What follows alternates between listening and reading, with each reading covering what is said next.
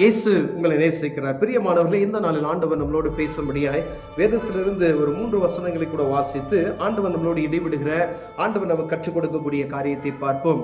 அது சகரியா தீர்க்கதரிசியின் புஸ்தகம் 11வது அதிகாரம் 15, 16, 17 வசனங்கள் இப்படியாக சொல்லுகிறது. கர்த்தர் என்னை நோக்கி, நீ மதியற்ற ஒரு மெய்ப்பனுடைய ஆயுதங்களை இன்னும் எடுத்துக்கொள். இதோ நான் தேசத்தில் ஒரு மெய்ப்பனை எழும்ப பண்ணுவேன். அவன் அதமாகிறவர்களை பராமரிக்காமலும், சிதறுண்டதை தேடாமலும், நொறுங்குண்டதை குணமாக்காமலும், இளைத்திருக்கிறதை ஆதரிக்காமலும், கொளுத்ததின் மாம்சத்தை தின்று அவைகளுடைய குழம்புகளை உடைத்து போடுவான். மந்தையை கைவிடுகிற அபத்தமான மெய்ப்பனுக்கு ஐயோ.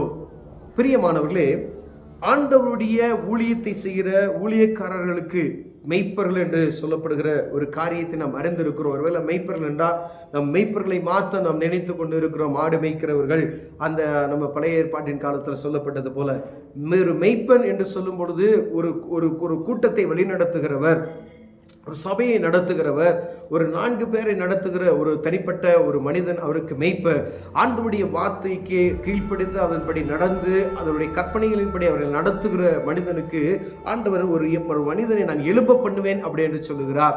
ஆனால் வேதம் சொல்லுகிறது, அந்த மெய்ப்பனானவன் கொடுக்கப்பட்ட மனிதர்களை, கொடுக்கப்பட்ட ஆத்துமாக்களை, கொடுக்கப்பட்ட ஆட்டுக்குட்டிகளாகிய மனிதர்களை சரியான முறையில் மேய்க்காதபடிக்கு அது பாருங்க, அவன் அது ஆதரிக்காமலும் பராமரிக்காமலும், சிதறுண்டதை தேடாமலும், அது ஒரு சிதறுண்டு போய் கிடக்கிறவைகளை தேடாமலும், நொறுங்குண்டதை குணமாக்காமலும், ஒவ்வொரு மனிதனுடைய இருதயத்திலும் ஒவ்வொரு விதமான மனநிலைமையோடு இருப்பார்கள். மனிதர் எல்லாருமே ஒவ்வொரு குறிப்பிட்ட மனிதனுக்கு இப்படி தான் இருப்போம் அப்படின்னு சொல்லவே முடியாது. ஒவ்வொருவருக்குள்ள பலவிதமான போராட்டமான சூழ்நிலைகள் இருக்கிறத நாம் அறிந்திருக்கிறோம். அப்போ ஒவ்வொரு மனிதருக்குள்ளேயும் ஒரு விதமான காரியங்கள் இருக்கும். அவர்களை அறிந்து அந்த மெய்ப்பனானவன் அதை நடந்து கொள்ள வேண்டும் என்று வேதம் சொல்லுகிறது. அப்படிப்பட்டவர்களை நீ கவனித்து பாரு அப்படின்னு சொல்லி, சிதறுண்டு போய் கிடக்கிறத அதை தேடுவதற்கு மனம் போன சூழ்நிலையில் இருக்கக்கூடிய மெய்ப்பர்களை குணமாக்க, கட்டுண்டவர்களை விடுதலையாக்காதபடிக்கு, அவங்க அநேக காரியங்களை கட்டுண்டு கிடப்பார்கள், அவர்களை விடுதலையாக்காதபடிக்கு, அவர்களை பராமரிக்காதபடிக்கு, ஒரு மந்தை இருக்குன்னா அதை பராமரிக்கணும், அது இப்படிதான் இருக்கணும்னு சொல்லி, ஒரு ஆட்டுக்குட்டிக்கு எப்படி நம்ம ஒரு மந்தையை மேய்க்கக்கூடிய ஒரு ஆட்டினுடைய தொழுவத்தில் ஏற்படக்கூடிய அந்த காரியங்களை ஒரு நமக்கு முன்மாதிரியாக வைத்து அந்த தொழுவத்தை பராமரிக்கக்கூடிய முறைமைகளை வைத்து எழுதப்பட்டு இருக்கிறது. பிரியமானவர்களே, அதை பராமரிக்கணும். அப்ப தொழுவத்தில் உள்ளக்கூடிய ஆடுகளை பராமரிக்கக்கூடிய மனிதன் இருக்கிறாரா என்று பார்க்கக்கூடிய ஆண்டவர் விரும்புகிறார். குணமாக்காமலும், இளைத்திருக்கிறதை ஆதரிக்காமலும், அது இளைத்து போய் இருக்கிறது ஆவிக்குரிய வாழ்க்கையில அது ஒன்றும் சற்றேனும் கொஞ்சம் கூட துளிர் விடாதபடிக்கு அப்படியே மந்தமான ஒரு சூழ்நிலையில் அறிந்து கொண்ட நிலைமையில் அப்படியே இருக்கிறது. ஒரு மெய்ப்பனானவன் எப்படி இருக்கணும் அப்படின்னு சொன்னா, அதற்கேற்ற கொழுமையான நல்ல போஜனங்களை கொடுக்கிறாரா என்று பார்க்கும்படியாய் ஆண்டவர் விரும்புகிறார். பிரியமானவர்களே, அதை இளைத்திருக்கிறதை ஆதரிக்காமல் இருக்கிறார்கள் அப்படி என்று சொல்லப்படுகிறது. கொளுத்ததின் மாம்சத்தை தின்று அவைகள் குழம்புகளை உடைத்து போடுகிறார்கள். கொளுத்து போய் இருக்கிறவைகளுடைய மாம்சத்தை தின்று அவர் குழம்புகளை உடைத்து போடுகிறார்கள்.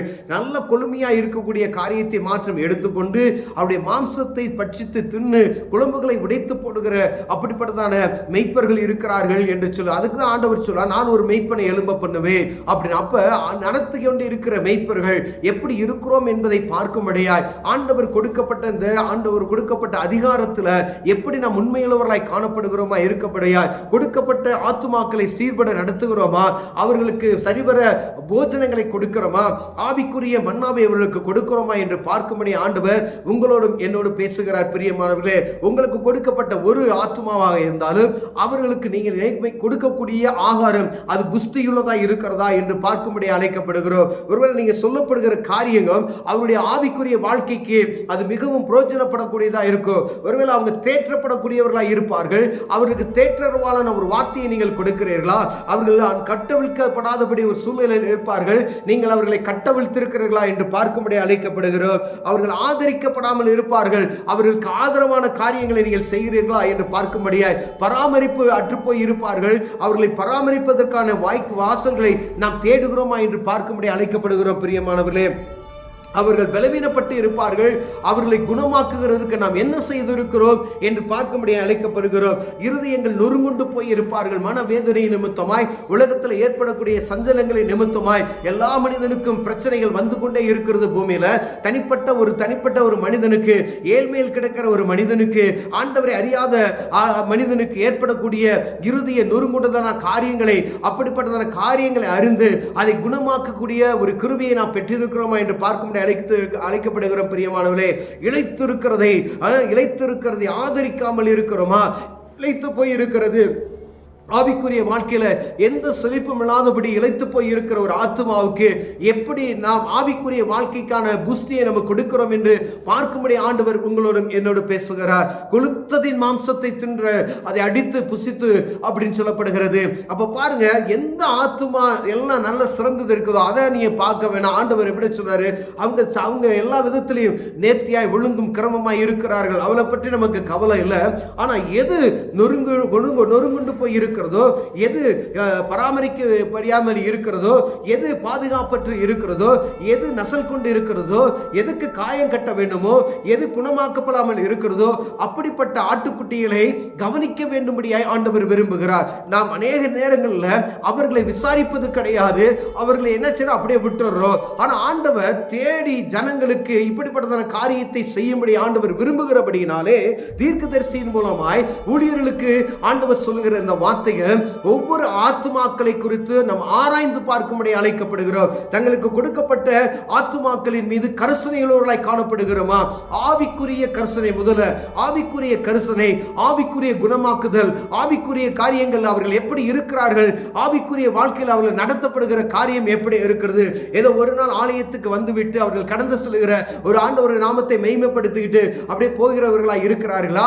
அவர்கள் தனிப்பட்ட ஆவிக்குரிய வாழ்க்கை எப்படி இருக்கிறது, அவர்கள் பரிசுத்த வாழ்க்கை எப்படி இருக்கிறது என்று பார்க்கும்படியாய் அவர்கள் தனிப்பட்ட ஒரு மனிதனை நாம் நேரடியாய் தொடர்பு கொண்டு அவருடைய ஆவிக்குரிய வாழ்க்கையை அறிந்து கொள்ளும்படியாய் ஆண்டவர் விரும்புகிறார். அது பராமரிக்கப்படாமல் இருக்கிறதா, அதுக்கு கொடுக்க வேண்டிய நல்ல ஆவிக்குரிய ஆகாரம் கிடைக்கிறதா என்று பார்க்கும்படி ஆண்டவர் விரும்புகிறார். ஒருவேளை நம்ம கிட்ட ஒரு நாள் கிடைக்கிற ஆகாரத்து நிமித்தமாய் அது செழித்து ஓங்க முடியாது. பிரியமானவர்களே, அனுதினமும் அவர் கொடுக்கக்கூடிய ஆகாரம் புஷ்டியுள்ளதாய், ஆண்டவரை அறிந்து கொள்ளக்கூடிய ஞானமும் விவேகமும் வருகிறதா என்று பார்க்கும்படியாய் ஆண்டவர் விரும்புகிறார். ஒருவேளை அப்படிப்பட்டதான சூழ்நிலை நாம் இருப்போமையினால், ஒருவேளை நீங்க சின்ன ஒரு மெய்ப்பனா நம்ம இருக்கலாம்.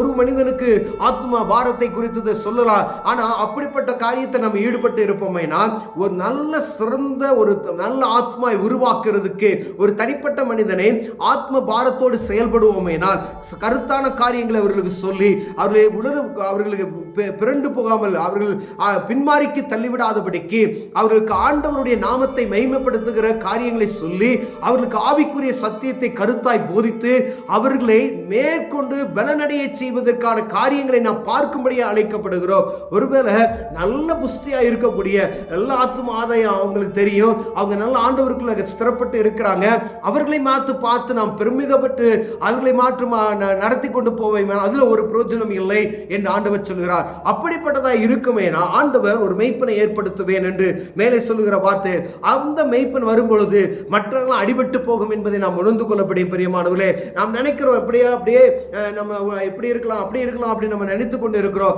ஆனா ஆண்டவர் ஏற்படுத்தக்கூடிய ஒரு மெய்ப்பன் உண்டு. அந்த மெய்ப்பன் வரும் பொழுது எந்த கவனிக்கப்படாமல் இருக்கிறதோ, எதெல்லாம் ஆதரிக்கப்படாமல் இருக்கிறதோ, எதெல்லாம் அந்த ஆத்துமாக்களை தேற்றரவாளனாகி அவர் வரும் பொழுது அந்த நல்ல மெய்ப்பனிடம் கொடுக்கப்பட்டு அது பாதுகாக்கப்படுகக்கூடிய ஒரு சூழ்நிலைக்கு நேராய் கொண்டு போகப்படும் என்பதை நாம் அறிந்து கொள்ளும்படி ஆண்டவர் உங்களோடும் என்னோடும் பேசுகிறார். உங்களுக்கு கொடுக்கப்பட்ட ஆத்துமாக்களுக்கு நீங்க சரியான முறையில் அதை ஆதரிக்கிறவர்களா இருக்கிறீர்களா என்று பார்க்கும்படி ஆண்டவர் உங்களோடு பேசுகிறார். ஒருவேளை அதை நான் செய்யாமல் இருக்கிறேன், அதுக்கு சரியான முறையில் நான் கவனிக்காமல் இருக்கிறேன் அப்படி நம்ம நினைப்போமையினால், ஒரு ஆத்மாவாக இருந்தாலும் சரி, அதற்காக நம்ம செய்ய வேண்டிய எல்லா காரியங்களும் நேர்த்தியும் ஒழுங்கும் கிரமமாய் செய்வதற்கு ஆண்டவர் நம்ம மேல் பிரியமாய் இருக்கிறார். பிரியமானவர்களே, எனவே இந்த காரியத்தை ஆண்டவர் நம்மளோட பேசுகிறார். ஆண்டவருடைய அர்ப்பணிப்போம். ஆண்டவர் நம்மை ஆசீர்வதிப்பார். ஜெபிப்போம். அன்பின் தகப்பனே, ஆத்மாக்களை குறித்ததான கரிசனை உள்ளவர்களாய் காணப்பட எங்களுக்கு உதவி செய்வீராக. ஒரு ஆட்டுக்குட்டிக்கு நாங்கள் செலுத்த வேண்டிய எல்லா காரியத்தையும் அதை சரியாய் செலுத்தி பராமரிப்பு, அதுக்கு பாதுகாப்பு, அதுக்கு ஆண்டவரே அதுக்கான போஜனம் எல்லாவற்றையும் நேர்த்தியும் ஒழுங்கும் கொடுக்கிறவர்களாய் காணப்பட எங்களுக்கு உதவி செய்யுங்க. இயேசுவின் நாமத்தில் பிதாவே, ஆமென்.